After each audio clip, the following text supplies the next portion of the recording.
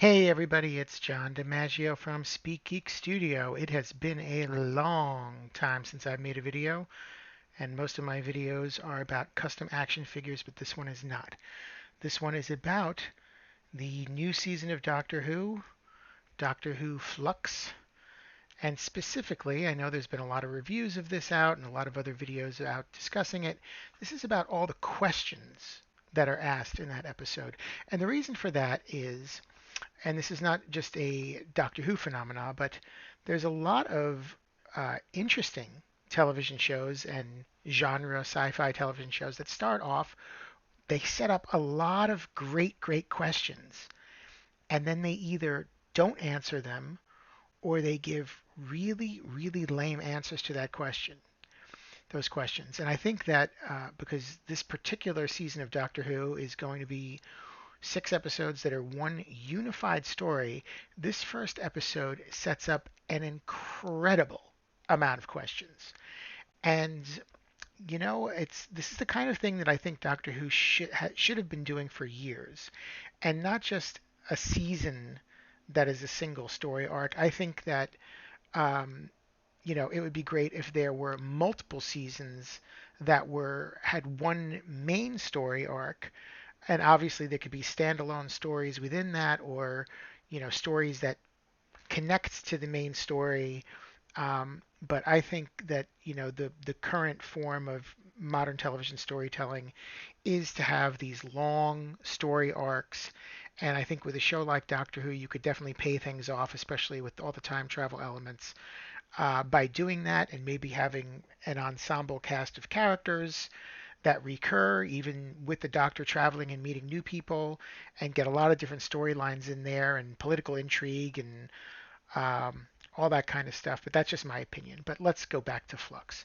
So I'm not going to review the episode. I mean, like I said, I liked it. I think if these questions that are set up in this episode pay off, it could be really good. But let's just go through the questions that I have, and if I miss any questions, feel free to leave them in the comments. I'm going to go through them in order. Question number one: why is the Doctor after Carvanista? Well, this question we actually get an answer from later in the episode, and the answer is he was part of the division, and she is looking for information on the division. So that's one that's answered. Um, Question number two: Mm, why is there a bed next to the TARDIS console? Yeah, it was there in that scene to catch them, but it did seem a little sus that there was a bed next to the TARDIS console. I'm just going to leave it there. Then we go back to Liverpool in 1820. What does Williamson know and what is he doing? I'm sure that's going to pay off at some point, but it's an interesting, you know, they introduced that character. You don't really get a lot of information there, so let's see what happens there. Question number four: why is Swarm able to psychically connect to the Doctor? Now, we've seen other Time Lords do that they can psychically connect to each other. Uh, is Swarm a Time Lord? There are other hints that he could be, maybe a kind of Time Lord we've never seen before. But he's able to psychically connect to the Doctor. So who is Swarm? And this is question five, sorry. Who is Swarm? Why is he imprisoned? And how does he know the Doctor? And I'm sure that that's going to be one of the major storylines for the season. It sure seems like he's the big bad of the season. So, hopefully we'll get answers to that. Then we come back to kind of Swarm's escape. And question five: who are En Sentak and her partner? Are they from the division? Are they Time Lords? And we do actually get an answer from this pretty immediately, and that is they are from the division because Swarm confirms that. This is a question that's just kind of silly. I don't expect it to be answered, but why does En Sentak immediately break her own rule by talking to Swarm? She tells her partner, whatever you do, don't talk to him, and then she immediately talks to him. That was question number six, by the way. Kind of silly. There's really no answer to it. It's because it's kind of bad writing. Um, Question seven: does Swarm regenerate? It sure looks like he steals the life force from En Sentek. and then regenerates. And he's actually played by a different actor at the beginning of the scene and then at the end of the scene. So again, another clue that is he a Time Lord? Who knows? Question number 8. What is going on with the TARDIS? There's something very wrong with the TARDIS that we've never seen before. So what's going on there? Question 9. Why why does Carvanista's mind control not work on Dan? Is there something special about Dan? Because it sure seems like Carvanista seems very confident that his mind control will work, and it just does not work. So maybe there's more to Dan than meets the eye. Maybe he's just not a regular guy. Question 10. Joseph and Anna. Who are they? Are they from another planet? And if so, how did they get to Earth and why are they on Earth? Question 11. Claire. When did she meet the Doctor previously? And more importantly, why is she so bad at handling keys? Does she not know how keys and keyholes work? Because it sure seems like you could get that key in the keyhole without having to turn around and look at it. Just saying.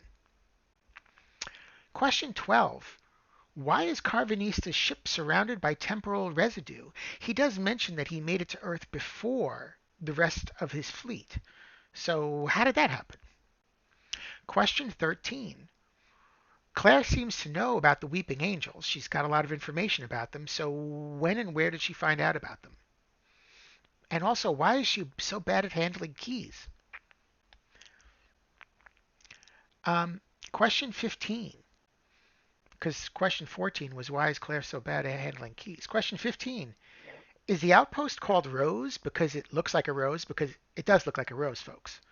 Or is it named after a special someone? Who knows? It's destroyed now. We may never find out. Question 16. Who is Vinder and what was he doing? Who was he reporting to? Is he also part of the division? Question 17. What is the flux and where does it come from? Question 18. Why was Azure hiding on Earth? Question 19. What does Carvanista know about the division? So he was part of the division. He doesn't want to talk about it.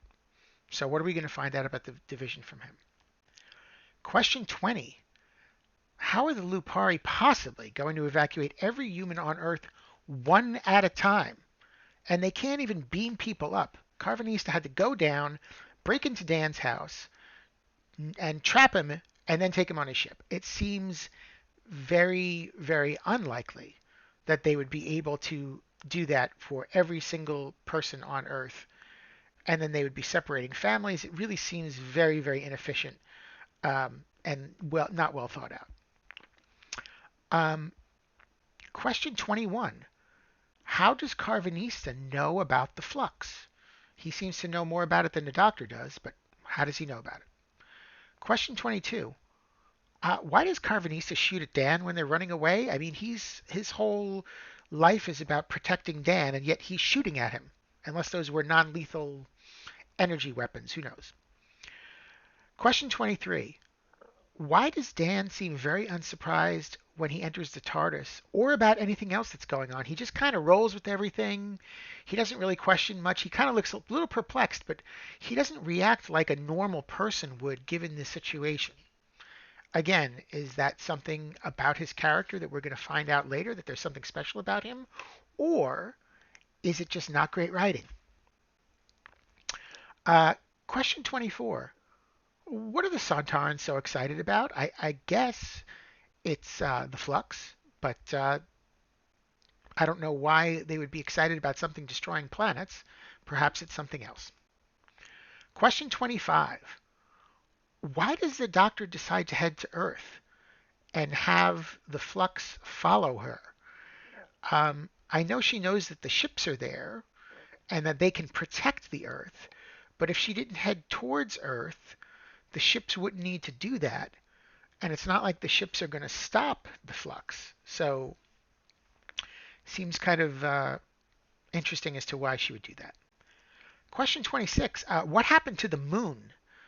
the Lupari ships were just covering the Earth. They were not protecting the moon, so the moon may just be gone. Question 7. Diane. What is special about her? And why does Azure take her? Interesting. So there's something special perhaps about Diane, and there might be something special about Dan. We'll find out. Hopefully we'll find out. Question 28. Where in time does Claire appear? We know that the Weeping Angels typically send you back in time, so where does she go? Question 29. Why is the Weeping Angel being still? Is someone else looking at it? There didn't seem to be anyone else there when Claire disappeared, so what's up with that? Question 30. What are the Sontarans attacking at the end? The Sontaran yells, attack! But what are they attacking? And finally, question 31. What happens when the Flux enters the TARDIS? So that's 31 questions I got. Some of them obviously are just kind of silly things that I brought up that are not meant to be big mysteries that are going to be answered. But that's a lot of big to medium-sized mysteries that need to be worked out now in the next 5 episodes, assuming that it's going to wrap up with the last episode of this season and not be continued into the specials next season, which, you know what, they very may well be. And I don't have a problem waiting for answers to questions. I think shows like this are best when they answer some questions and they leave some mystery going, and maybe it could be resolved later on. Maybe it could be resolved a few seasons later, which I doubt because this is Chibnall's last season. So I assume that he's going to want to wrap up all his storylines now. But we'll see what happens. I think that during the Moffat era, there were a lot of really interesting mysteries that were set up that had very unsatisfying conclusions, where something that seemed like a big deal was given the answer of a one-line throwaway because it didn't seem like he, maybe he lost interest in the mystery that he set up, or he just needed to wrap things up quickly. So it was very unsatisfying. But there are a lot of questions that were set up in this first episode. Hopefully, we will get satisfying answers to those. I'm willing to give this a shot. Again, I think this is the kind of format that Doctor Who should take going forward. A lot of shows start off now these days setting up long story arcs, and those shows get canceled and we never get the resolution of those arcs. And I feel like Doctor Who is a show whose future is not guaranteed, but I would say it's safe to say that it's going to be around for at least another 3 to 5 years, and you could tell a hell of an epic story in a 3 to 5 year story arc, and I think that's what Doctor Who should do. Just my opinion. Let me know what you think. Let me know if I missed any questions, and thanks for watching. Take care. Bye.